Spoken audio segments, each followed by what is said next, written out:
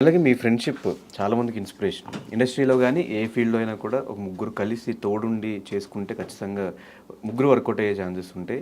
ఎక్కడ ఈగోలు లేకుండా, ఎక్కడ గొడవలు లేకుండా అన్ని సంవత్సరాలు మీరు క్యారీ చేసుకుంటా ఒకళ్ళు ఎదుగుతున్నారంటే మిగతా ఇద్దరు సపోర్ట్ చేయడం, ఇంకొకళ్ళు ఎదుగుతున్నారంటే మిగతా ఇద్దరు సపోర్ట్ చేయడం. ఎట్లా ఉంటుంది మీ ఫ్రెండ్‌షిప్? అసలు ఎక్కడ స్టార్ట్ అయింది? ఏంటి? వెరీ లాంగ్ బ్యాక్ ఇది జబర్దస్త్ ముందు నుంచి నేను సుధీర్ ఫ్రెండ్స్ రూమ్మేట్స్ కూడా. దాని ముందు మ్యాగీ అని నా ఫ్రెండ్ ఇప్పుడు డైరెక్టర్గా చేస్తున్నాడు. 3 రోజెస్ డైరెక్టర్ అనమాట. సో తను అందరం ఒక రూమ్లో ఉండేవాళ్ళం.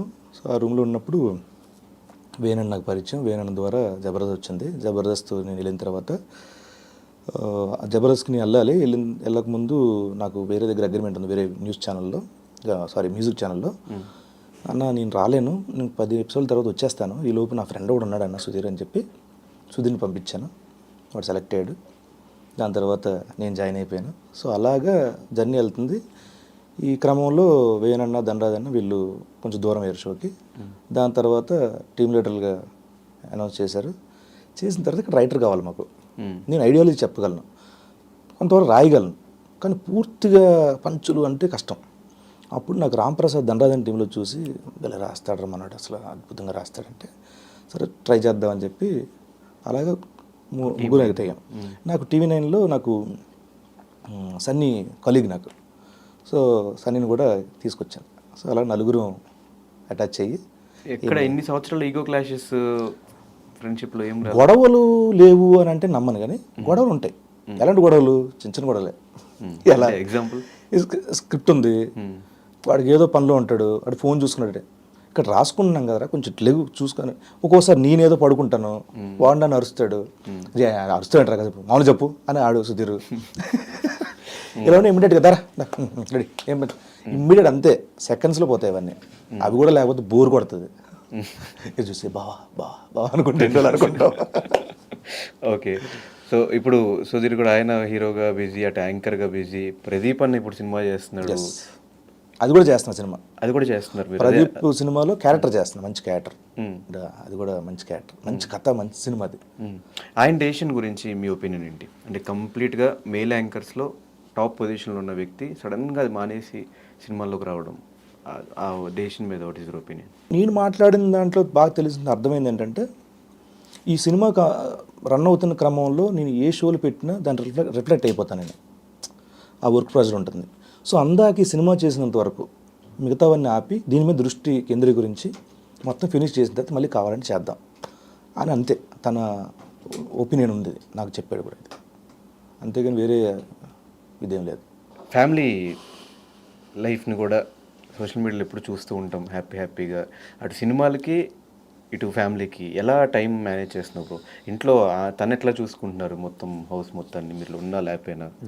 నేను నా కెరీర్ వరకు నేను వెచ్చించే సమయం చాలా ఎక్కువ ఫ్యామిలీ కంటేను.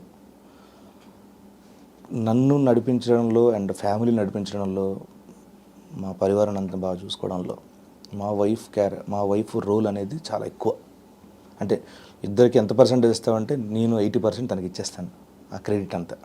సో బాబుని చూసుకున్న దగ్గర నుంచి స్కూలు, తను గార్మెంట్ బిజినెస్ చేస్తారు, తను ఆన్లైన్, ఆ బిజినెస్ చూసుకోవాలి. And at the same time ఇల్లు చూసుకోవాలి, అండ్ వాడు ట్యూషన్స్ చూసుకోవాలి, ఆ స్పోర్ట్స్ ఏం ఆడించాలో చూసుకోవాలి, అండ్ మా అమ్మా నాన్నలకి వాళ్ళకి ఫోన్ చేసి వాళ్ళకి ఏం కావాలో చూసుకోవాలి, వాళ్ళ అమ్మ నాన్నలు చూసుకోవాలి. ఇన్ని ఉన్నాయి, అన్ని మేనేజ్మెంట్ బాగా చేస్తారు తను. And at the same time మా అమ్మ నాన్నలు చూసుకోవడానికి మా అన్నయ్య ఉన్నాడు. మా అన్నయ్య కూడా చాలా మా అన్నయ్య కూడా నిజం చెప్పాలంటే ఇవన్నీ మా వైఫ్ ఇదంతా పెళ్ళైన తర్వాత ఈ బాధ్యతలు ఏదైతే నాకు ముందు నుంచి అంతా మా అన్నయ్య, అమ్మా నాన్న, మా అన్నయ్య రూపంలో నాకు వచ్చాడు. మా అమ్మ నాన్న రూపంలో మా అన్నయ్య వచ్చాడు నాకు అంతే. కానీ ఆ టైంలో ఒక ఎపిసోడ్, ఒక స్కిట్ చేసినప్పుడు తను కూడా జబర్దస్త్కి వచ్చేస్తే బాగుంటుందేమో అనిపించింది. ఆ ఇంట్రెస్ట్ లేదా? అసలు నేను ఆ తలని తప్పు చేయను, నాకు తెలుసు. నేను చాలా నా వర్క్లో నేను బిజీ, క్యారీ అన్న అంతే. తనకు అసలు ఇంట్రెస్ట్ లేదు, కానీ బాగా చేస్తాడు. ఒక్కోసారి అంటాడు డామినేట్ చేస్తారా నిన్ను అంటాడు. సార్ వచ్చేది నాకు అన్నయ్య డామినేట్ చేయడం తప్పే ఉంది. కానీ మీ ముగ్గురు ఉన్నప్పుడే ఆది వచ్చినప్పుడు మీరు రిసీవ్ చేసుకున్నారా? కొంచెం ఏమన్నా అట్లా వీడేంటి ఫేమ్ వస్తుంది, ఎక్కువ అప్రిసియేషన్ వస్తుంది జడ్జెస్ దగ్గర నుంచి, స్కిట్లు వరుస కొడుతున్నాడు, ఆ టైంలో అట్లా ఏమైనా అనిపించిందా మీకు? మంచిదే, రేటింగ్ పెరుగుతుందిగా. ఓకే, షో బాగుంటుంది. ఫస్ట్ ఆఫ్ ఆల్ షో బాగుంటుంది.